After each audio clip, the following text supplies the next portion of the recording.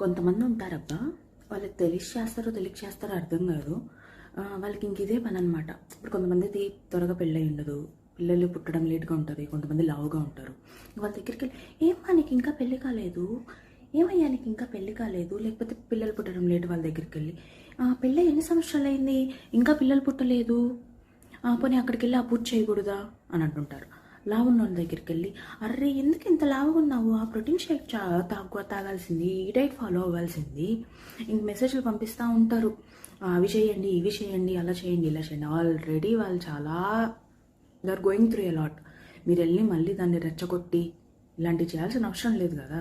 ఇంకా పోనీ వెళ్ళి చేయండి, ఏం కాదులే, సెట్ అయిపోతుంది, త్వరగా అవుతుంది, ఏం కాదు, అవన్నీ ఏం ఆలోచించకుండా హ్యాపీగా ఉండండి, అదే జరిగిపోతుంది అని చెప్పండి. వాళ్ళు హ్యాపీగా ఫీల్ అవుతారు. ఆల్రెడీ వాళ్ళు బాధపడుతుంటే వెళ్ళి రెచ్చగొట్టడం అదొక గొప్ప విషయమేం కాదు. అరే ఇంట్లో అమ్మ నాన్న అత్తమ్మ మావయ్య హస్బెండ్కే ప్రాబ్లం ఉండదు, వీళ్ళకే ప్రాబ్లం, కొంతమందికే ప్రాబ్లం.